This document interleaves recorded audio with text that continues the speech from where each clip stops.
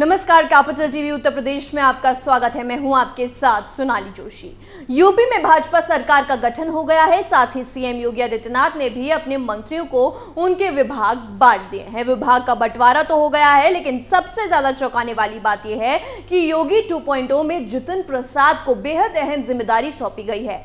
बताते चले कि योगी 1.0 सरकार में केशव प्रसाद मौर्य को लोक निर्माण विभाग यानी कि PWD दिया गया था, लेकिन इस बार उनके पास विभाग नहीं है। जितिन प्रसाद को यह विभाग दे दिया गया है, लेकिन इसके पीछे का क्या वजह रही होगी, जानने के लिए देखिए हमारी ये रिपोर्ट।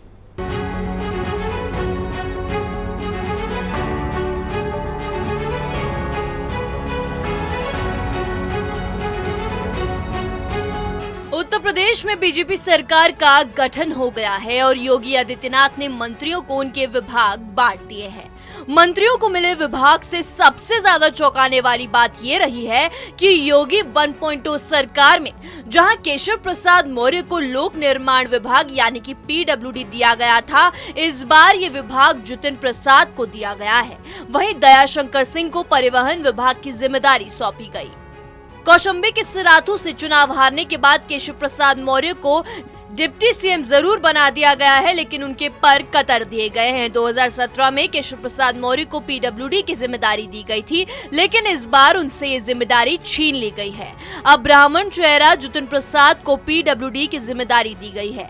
जितिन प्रसाद कांग्रेस में काफी लंबे समय तक रहे हैं। जितिन को राहुल गांधी का बहुत करीबी माना जाता रहा है, लेकिन 9 जून 2021 को कांग्रेस से इस्तीफा देकर बीजेपी में शामिल हुए जितिन प्रसाद ने कांग्रेस से इस्तीफा देकर सबको चौंका दिया। किसी को भी विश्वास नहीं हो रहा था कि जितिन प्रसाद ने कांग्रेस छोड़ दी। वहीं योगी 1.0 सरकार में जितिन को प्राविधिक शिक्षा विभाग का प्रभार दिया गया, जो कि ये विभाग अब अपना दल से मंत्री बनाए गए आशीष पटेल को दिया गया है। जितिन प्रसाद का योगी 2.0 सरकार में कब बढ़ाते हुए उन्हें PWD का प्रभार दिया गया है। केशव प्रसाद मौर्य को इस बार ग्राम विकास एवं समग्र विकास ग्रामीण अभियंत्रण विभाग की जिम्मेदारी सौंपी गई है। माना जा रहा है कि चाहे AK शर्मा हो या फिर जितिन प्रसाद, इन दोनों के विभागों को देते वक्त केंद्र की पसंद का ख्याल रखा गया है। तो आखिर क्यों है योगी 2.0 इन पर मेहरबान? जी हाँ, जितिन प्रसाद पर मेहरबान। इसके पीछे का कारण आपको बता दें कि ऐसा माना जा रहा है कि कांग्रेस शासित केंद्र सरकार में भूतपूर्व परिवहन मंत्री रहे जितिन प्रसाद को उनके अनुभव को देखते हुए इस बार लोक निर्माण विभाग दिया गया है। जितिन प्रसाद बीजेपी में ऐसे समय में आए थे जब ब्राह्मणों को लेकर पार्टी और योगी सरकार घिरी हुई थी। जितिन की एंट्री के बाद ब्राह्मण विरोधी नैरेटिव का काउंटर करने में बीजेपी को मदद मिली। जितिन प्रसाद ने प्रबुद्ध सम्मेलनों के जरिए भाजपा के पक्ष में माहौल बनाना शुरू किया। जितिन प्रसाद के प्रभाव वाले गढ़ में बीजेपी को जीत मिली है।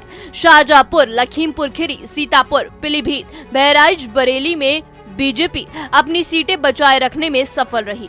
जितिन प्रसाद साफ छवि के माने जाते हैं और युवा हैं, जिन्हें बीजेपी भविष्य के लीडर के तौर पर भी आगे बढ़ा सकती है। जितिन प्रसाद को PWD डिपार्टमेंट देकर बीजेपी ने कांग्रेस के अंदर भी एक बड़ा संदेश दिया है कि कांग्रेस का बड़ा चेहरा भी बीजेपी में आकर बड़ा बन सकता है। जितिन प्रसाद के बीजेपी में बढ़ने से पार्टी के अंदर ही ये मिथ टूटा है कि बाहरियों पर बीजेपी कम भरोसा करती है। साथ ही दूसरे कांग्रेसी नेताओं को भी ये इशारा है कि अगर वो बीजेपी की तरफ आते हैं तो उन्हें भी ऐसा ही ट्रीटमेंट मिल सकता है। इस रिपोर्ट में मेरे साथ इतना ही। उत्तर प्रदेश की तमाम खबरों के लिए देखते रहिए कैपिटल टीवी उत्तर प्रदेश। नमस्कार।